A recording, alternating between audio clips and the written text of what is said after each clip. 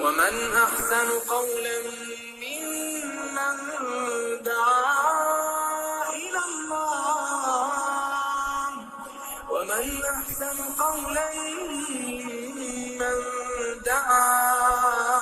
إلى الله وعمل صالحا وقال إنني من المسلمين. السلام علیکم ورحمۃ اللہ وبرکاتہ. الحمد للہ رب العالمین والصلاة والسلام علی رسولہ الامین وبعد. محترم ناظرین، مال و دولت اللہ تبارک و تعالی کی ایک بڑی نعمت ہے، اور انسانی زندگی میں ان کی بہت ضرورت بھی ہے. اللہ تبارک و تعالی نے اس کے اندر بڑی کشش بھی رکھی ہے، اور بیشتر لوگ مال و دولت کے حصول کی خواہش و رغبت، مال و دولت کے حصول کی کوشش و جد و جہد، مال کو سید کر رکھنے، جمع کرنے میں اتنا منہمک ہو جاتے ہیں اور اس کے لیے اتنا کریزی ہو جاتے ہیں کہ جائز ناجائز، حلال و حرام، اچھی اور بری تمام باتوں کی تمیز کھو بیٹھتے ہیں. اس کا مطمع نظر یہ ہو جاتا ہے کہ مال حاصل کرے، مال حاصل کرے، مال حاصل کرے، اور حاصل کردہ مال کو صید کر کے جمع کر کے وہ رکھے. کہاں سے مال حاصل کر رہا ہے، کیسے حاصل کر رہا ہے، اس کی بالکل فکر اسے نہیں ہوتی. مال حاصل کرنے کے بعد بہت سارے لوگ ایسے ہیں جو اپنے مال سے مستفید تک نہیں ہوتے. بہت سے لوگ ایسے ہیں جو بخیلی اور کنجوسی کے اس مقام پر ہوتے ہیں کہ جو بھی کماتے ہیں، جو بھی حاصل کرتے ہیں، اس کو سید کر رکھتے ہیں، اور رکھتے رکھتے اس دنیا سے چلے جاتے ہیں. نہ خود کھاتے پیتے ہیں، نہ دوسروں کو کھلاتے پلاتے ہیں. کچھ لوگ تو ایسے ہوتے ہیں جو اپنی ذات پر خرچ کر لیتے ہیں، یا اپنے متعلقین پر، اپنے زیر کفالت افراد پر خرچ کر لیتے ہیں، لیکن اللہ کا دیا ہوا مال اللہ کی راہ میں خرچ نہیں کرتے، اور جمع کر کے اکٹھا کر کے سارا مال چھوڑ کر کے چلے جاتے ہیں. ان تمام قسم کے لوگوں کا معاملہ یہ ہوتا ہے کہ وہ جو مال اکٹھا کر کے رہتے ہیں، جو مال انہوں نے جمع کیا ہوا ہے، اس کو دیکھ دیکھ کر کے، سن کر اس کے بارے میں تسلی حاصل کرتے رہتے ہیں، اور سوچتے کہ یہ ہمارا مال ہے، یہ ہمارا مال ہے، یہ ہمارا مال ہے. حالانکہ حقیقت یہ ہے کہ انسان نے جو کچھ بھی جمع کر کے رکھا ہے اور جمع کرتے کرتے اس دنیا سے چلا گیا، وہ اس کا مال ہی نہیں. وہ اپنے مال سے مستفید نہیں ہو سکتا. ایسا مال کس کام کا جس کے لیے آدمی نے خون پسینے بہائے ہو، جس کے لیے آدمی نے رات دن ایک کر دی ہو، جس کے لیے آدمی نے دن کا سکون برباد کر دیا ہو، جس کے لیے آدمی نے رات کی نیند کو تیاگ دیا ہو، اور اس مال سے مستفید نہ ہو سکے. ایسے ہی لوگوں کو پیارے نبی جناب محمد رسول اللہ صلی اللہ علیہ وسلم نے تنبیہ کی ہے. مسلم شریف کی روایت ہے، اللہ کے رسول صلی اللہ علیہ وسلم فرماتے ہیں، یقول العبد مالی مالی وانما له من مالہ ثلاث، کہ بندہ زندگی بھر میرا مال میرا مال میرا مال کرتا رہتا ہے، حالانکہ جو کچھ بھی اس کا مال ہے اس میں سے 3 قسم کا مال ہی اس کا اپنا ہے، وہ سب بیکار ہے، سب بیکار۔ 3 طرح کا مال ہی اس کا اپنا ہے۔ وہ 3 طرح کا کیا ہے؟ اکل فافنا، آدمی نے جو مال حاصل کیا اس کو کھانے پینے میں استعمال کیا اور ختم کر لیا کھا پی کے کچھ۔ وَلَبِسَ فَأَبْلَى، کپڑے لتے بنائے استعمال کیا اور اس کو بوسیدہ کر دیا۔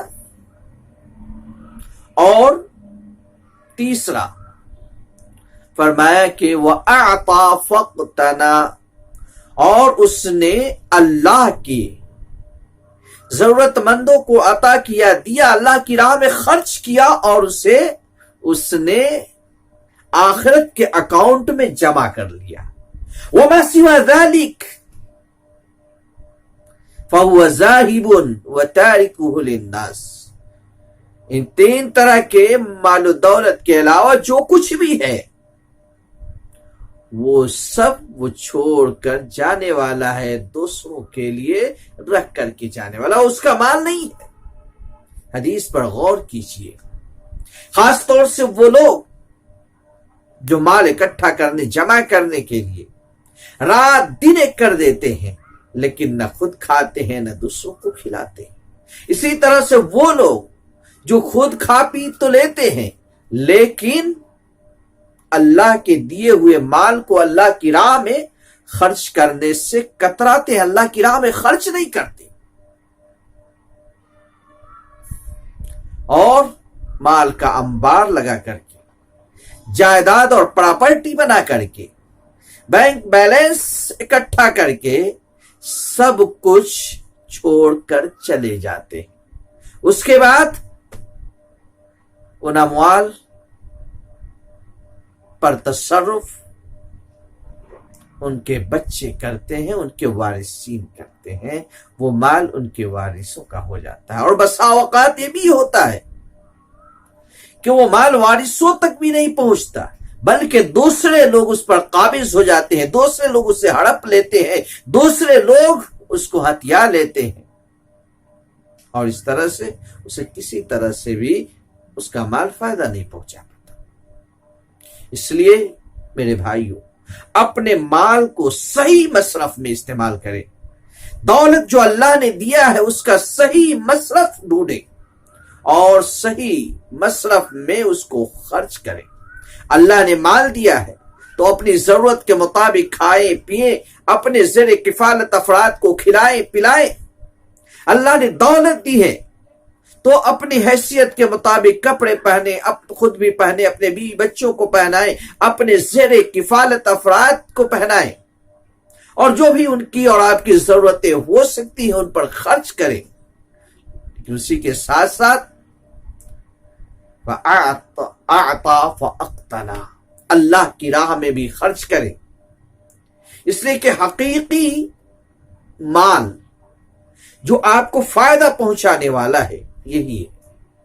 آپ نے کھایا پیا استعمال کیا، کپڑے لتے بنائے، سب کچھ آپ نے استعمال کیا، وہ ختم ہو گیا، لیکن جو اللہ کی راہ میں آپ نے دی ہے، اللہ کے ضرورت مندوں پر آپ نے خرچ کیا ہے، انفاق فی سبیل اللہ میں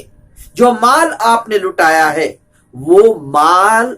آپ کے آخرت والے اکاؤنٹ میں جمع ہو گیا ہے، اور جمع ہی نہیں ہوا بلکہ دن بدن وہ مال بڑھتا جا رہا ہے، اس میں اضافہ ہوتا جا رہا ہے، اور وہ مال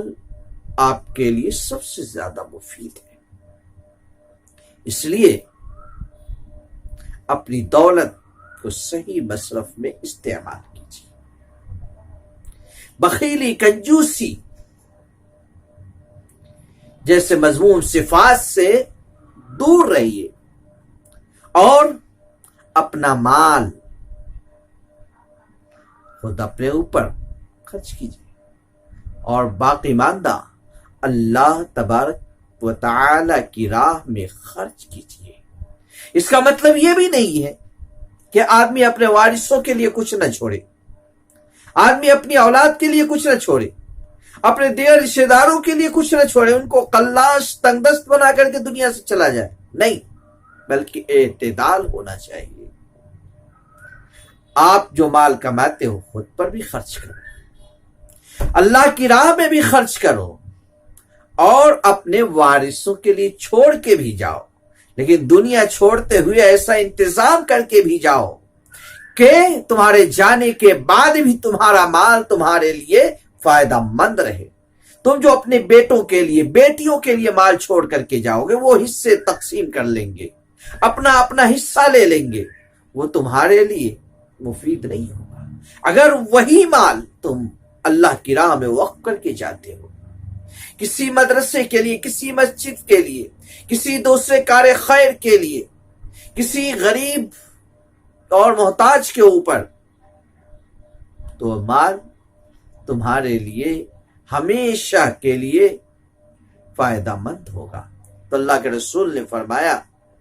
کہ آدمی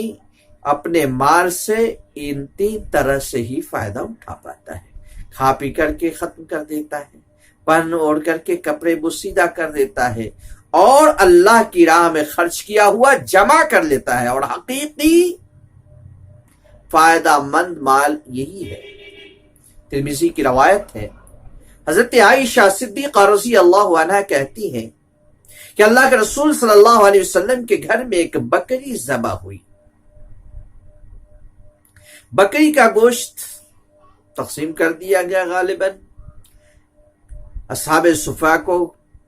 کھلا پلا دیا گیا، دیگر ضرورت مندوں کو دے دیا گیا، گوشت سارا کا سارا ختم ہو گیا،